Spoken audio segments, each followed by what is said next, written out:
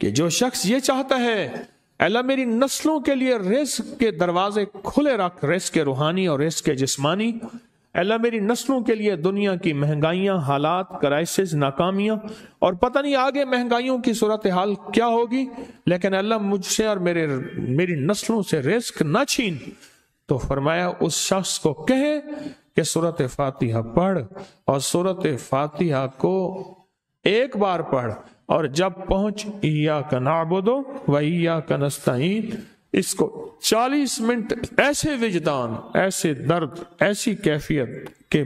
کوئی دنیا کا کوئی فرد مجھے یاد نہ رہے سوائے اس کی ذات کریمی کے، اور اس کو دہرا دہرا دہرا دہرا، اس کو دہرا، اور کہا کہ میں نے وہ پڑھنا شروع کر دیا، میں نے پڑھنا شروع کر دی۔ شیخ حامد کوفی کہتے ہیں کہ کوفہ میں ہمارے ہاں ایک رئیس تھا، اور لوگ اس کے در سے کھاتے تھے، اور لوگ اس کے در سے بہت لیتے تھے، اور بہت سخاوت چلتی تھی، اور سنا تھا کہ اس کے والد بھی ایسے رئیس تھے، اور سنا تھا اس کے دادا بھی ایسے رئیس تھے، اور یہ بات سنی تھی کہ اس کے دادا نے کوئی عمل کیا تھا، اور ایسا نہیں، دادا کے بڑوں نے کوئی ایسا عمل کیا تھا جس میں اللہ سے نسلوں کے لیے رزق اور رزق کے خزانے منوائے تھے۔ کتنے لوگ ایسے ہیں، مال دولت چیزیں، ایسے حالات اور گردش میں آئے کہ ناموری سے گمنامی میں چلے گئے۔ مجھے یاد ہے کہ میں ٹاؤن شپ میں ایک بندے سے ملا، یہ بات ہے آج سے کوئی 27-28 سال پہلے کم و بیش، ایسے چھوٹا سا کمرہ تھا، اور مختصر سی 2-3 کرسیاں، ایک ٹوٹی سی میز، اور کہا کہ میں لاہور میں میرا سکہ چلتا تھا، میرا نام یہ ہے، نام مناسب نہیں، رازداری زندگی کا پہلا حصہ ہے، اور میرا نام یہ ہے، اور میرا اپنا ذاتی جہاز تھا، اور یہ مال تھا، اور یہ چیز تھا، اور آج میرا حال یہ ہے کہ اگر میں دوائی لوں گا تو یہ بندہ پیسے دے گا جو ساتھ کھڑا تھا، میرے پاس دوا کے پیسے نہیں ہیں۔ مجھ سے ایک ہمارے مخلص ہیں، وہ کہنے لگے کہ میرے والد جن کے پاس جاب کرتے تھے، ان کا بہت بڑا کاروبار تھا، انہوں نے اس دور میں 14,000 کی گاڑی لی تھی نئی، اور پھر 16,000 کی گاڑی لی، نئی گاڑی، کتنے کی؟ 16,000 کی گاڑی لی، 100 کا نوٹ بانٹتے تھے، صبح سے شام تک، شام سے صبح تک لوگ لین لگا کے لیتے تھے، اور جس دور میں 250 روپے کے 5 مرلے جگہ ملتی تھی، 250 فٹ جگہ ملتی تھی، نہ 125 فٹ، 125 فٹ جگہ ملتی، 5 مرلے 250 روپے کی، اور وہ بیچتے تھے۔ اور پھر ایک وقت ایسا آیا، ہر چیز ختم ہو گئی۔ میرے پاس ایک ڈرائیور تھا، وہ کہنے لگا کہ میرے مالک ہیں جن کے پاس پہلے میں کام کرتا تھا، ان کے حالات آ گئے تو میں نے آپ کے پاس آپ کے ڈرائیوری کی، اگر رمضان میں کوئی بچا ہوا لنگر ہو تو انہیں بلا لوں، آپ دے دیں گے؟ تو ہم رمضان میں مجمع آتا تو کوشش کی جاتی ہے کہ ان کو کھانا تازہ کھلایا جائے، تو میں نے کہا ٹھیک ہے، کہا کہ کچھ پیسے بھی ہو جائیں۔ میں کون ہے؟ کہا کہ فلاں لاہور کا، نہیں جانتے آپ؟ ہاں جانتا ہوں، اتنی بڑی سوسائٹی ہے، بڑی مالداروں کی۔ کہا یہ 28 مربع جگہ انہی کی تھی، اور آج سے 40 سال پہلے انہوں نے یہ جگہ بیچی تھی، اور اتنے کروڑوں میں، اتنے میں بیچی تھی۔ اب وہ ایک چھوٹے سے مکان میں رہتے ہیں، سب کچھ ختم ہو گیا ہے، سب کچھ ختم ہو گیا ہے، اور ان کے گھر کھانا نہیں ہوتا، اور آپ اگر کھانا دیں گے تو ان کے گھر میں 2-3 وقت اچھا گزر جائے گا۔ میں اپنی نسلوں کے لیے تونگری منوا لے، اپنی نسلوں کے لیے رزق منوا لے، اپنی نسلوں کے لیے وسعت منوا لے، تو کہے کہ مال بہت ہے اور نسلوں کے کام آئے گا، مال رکھنا جائز ہے، حلال جائز ہے، لیکن یہ شرط نہیں ہے کہ وہ رہے گا یا نہیں رہے گا۔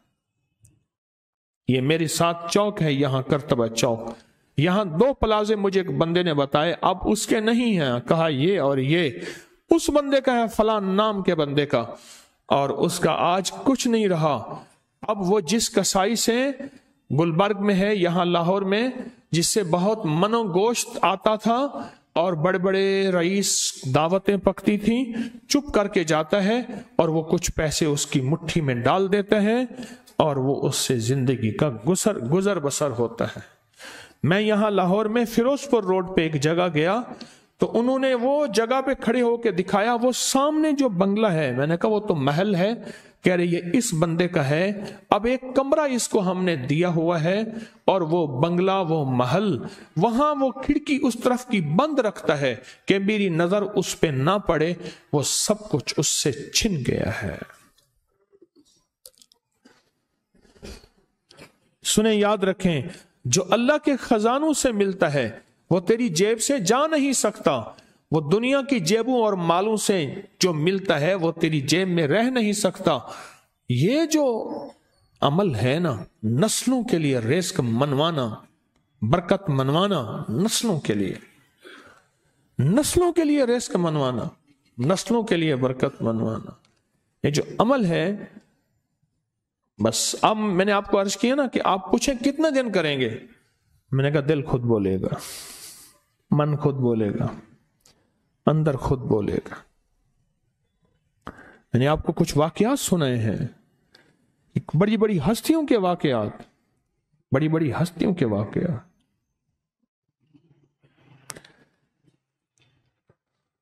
یہ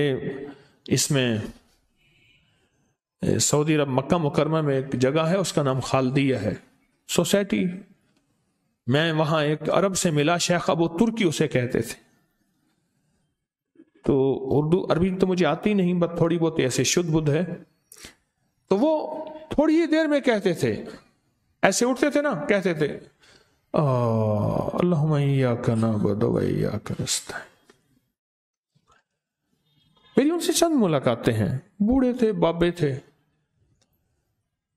کہ ان کے بڑے آئے تھے، اصل میں خلافت عثمانیہ تھی تو ان کے بڑے ترکیہ سے آئے تھے، تو پھر مکے میں رہتے رہتے تو وہیں کے ہو گئے۔ ان کا جو خادم تھا وہ اردو بولنے والا تھا اور انڈیا کا تھا، اس سے میرا تعلق تھا، تو میں نے اس سے پوچھا، میں نے کہا تیرا جو ہے یہ بابا یہ کیوں پڑھتا ہے؟ یہ پتہ نہیں، میں سے پوچھ کیوں پڑھتا ہے؟ اس نے کہا جلالی بابا ہے تو کہے گا مجھ سے، میں نے کہا میرا کہے، اچھا وہ میرے اشارے دیکھ رہا تھا، تو اس نے عربی سے پوچھا کیا کہتا ہے؟ اس نے ڈرتے ڈرتے کہا کہ جی آپ یہ کیوں پڑھتے ہیں؟ تو بڑا خوش ہو گیا، کہنے لگا پہلا بندہ ہے جس نے مجھ سے یہ پوچھا، آج تک کسی نے پوچھا نہیں، پہلا بندہ ہے جس نے مجھے یہ پوچھا ہے۔ کہا جب ہم چھوٹے تھے ہمارے پاس بہت غربت تھی اور تنگ دستی تھی، تو میرے والد ہمیں بٹھا لیتے تھے اور ہم سورۃ فاتحہ پڑھتے تھے،